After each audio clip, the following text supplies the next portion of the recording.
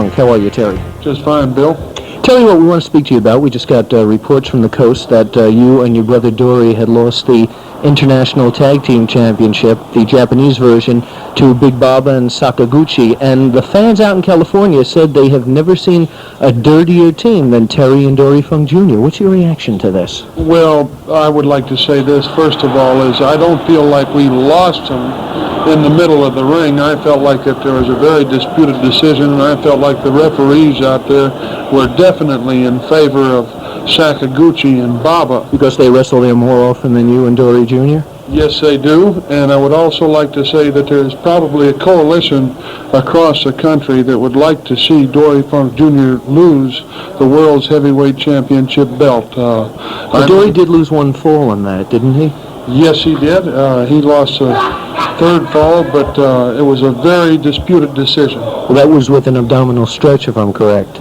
No, it was not an abdominal stretch. It was where Dory Funk Jr. had one of his legs out the bottom rope, and a referee didn't see it, and then Sakaguchi brought it back in, and after the pinfall was made. But Dory Jr. relaxed. The referee went 1-2. Out went Jr.'s foot. The referee didn't see it. Jr. just relaxed because he felt like the referee would see it, and then Sakaguchi pulled it back into the... Okay, Terry, what's your opinion now of a guy who you've wrestled many, many times, and we've got many pictures on him, Moose Morawski. This guy is one hell of a bruiser, huh? Very, very strong wrestler. He's about 290 pounds and about 6'4", and just he just comes straight at you. He tries to run over you. He's this type of wrestler. I wouldn't say that he's the smartest person in the world. In fact, I think that he's lacking a lot whenever it comes to just knowledge is what I'm talking about. It's just I doubt if this fella is really could wrestle scientific. I don't think he can even wrestle scientific, but he's just strong, he's powerful, he's got one thing on his mind, that's to win matches, and as you know, you make more money if you win than if you lose, and this is what this fella has on his mind, is winning those matches. I don't approve of the way he wrestles. I think that I defeated the man. I did a pretty good job of defeating him, too. Okay, now Terry, what's your opinion?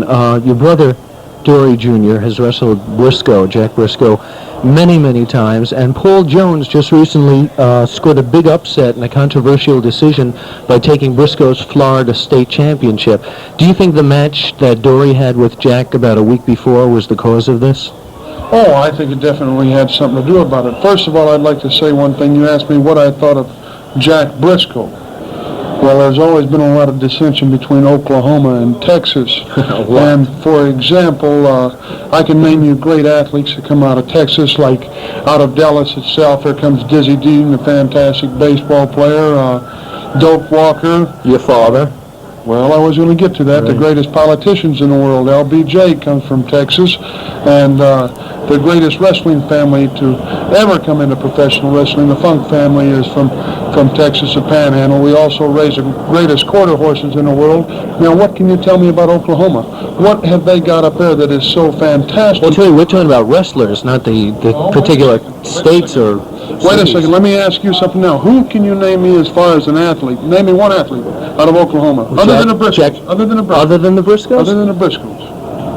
Well, there was... You're lost for No. Chief J. Strongbow is... I think, yes, that's right. I think that there's some, I'm not running them down altogether, but I think that just Texas is just outclasses them in all sports and all things.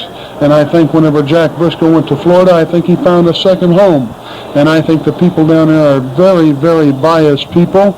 I know that I've wrestled down there before. I have not done anything wrong in a match, but yet they are decisively for Brisco. You tell me why. Well, let me ask you this. Now, Brisco, as you said, is cheered, and so is Jerry. And they say that when you and Dory Jr. and even Pop get in against the Briscoes, it's just a free-for-all. That's you guys so. The reason it's a free-for-all is very simple. Why it's a free-for-all to me, because Briscoes realize that they can't beat us with scientific wrestling, and they resort to this kind of thing. No, the fans have said you have, Terry. Well, they've got that just exactly backwards. They need glasses. They certainly do. They need something. Okay, Terry, I want to thank you, and we'll be looking forward to you, Dory Jr., and your father continuing on your climb upward. Dory Jr., I guess, can't go any I don't think further, can he? I can't go any further. I would never. I think I'm reaching the top right now. How do you get a shot at the title, though, Terry? I have to look at something else. I'm kind of the forgotten man in wrestling because I could never wrestle Dory Funk Jr. for the World's Heavyweight Championship. Would you wrestle Gagne or Morales if the opportunity came up for another version of the title? Oh, anytime they'll put that belt up against me, I'll wrestle him. Okay, good enough. Can we write an open letter in the magazine with your permission that Terry Funk would be glad to wrestle them if they'll put the belt up? Anytime. Okay, Bill Apter with Terry Funk.